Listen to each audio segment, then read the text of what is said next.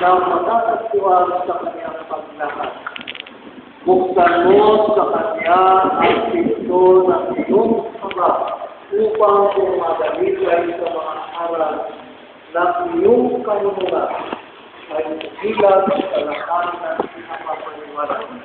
At kung matupad ang iyong makapagpipili ay matiyakan ang lingkod sa banal mong simbahan at nagsawalan hanggang awa ng pagkaama. Pagkaloob sa ng Diyos Ama, Diyos Anak at Diyos Espiritu Santo, ang karunungan ukol sa buhay na walang hanggan. O Diyos na makapangyarihan, inulog namin sa iyo na makapatin sa gabi at linggan. Ipasok sa kanyang kalooban ang maalaw na pananalamin at matibay na pag-asa sa paglilingkod sa iyo.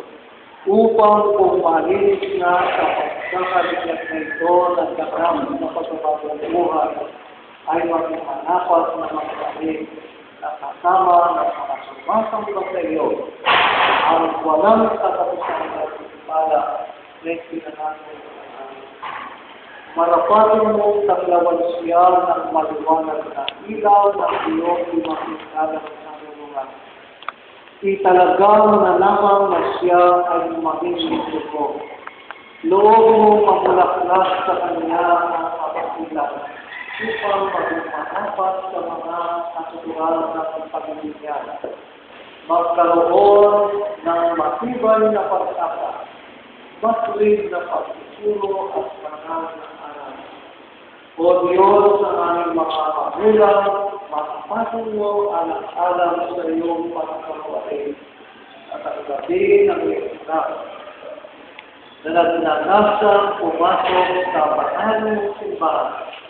Pagpalain mo siya ng subag sa kanya at banal mong iwa upang makakasakay siya naman. Pumasok ka sa simbahan ng Diyos upang makipahagi kay Jesus Kristo sa buhay na walang hanggan. Amen.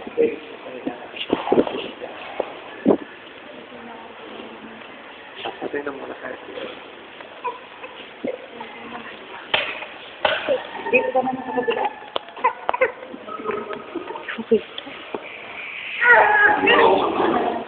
Alden John, binibinyagan kita sa ngalan ng Diyos Ama, Diyos Anak, at Diyos Espiritu Santo.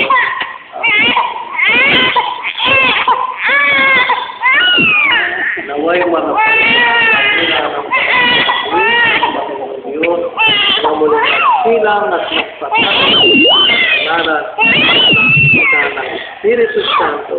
Tanggapin ang Panginoon ang itong kalinisan upang maging pagpapalaala ng may simong tungkulin na pag-ingatan ng kalinisan ng damdamin sa unang katawan upang maging marapat ka sa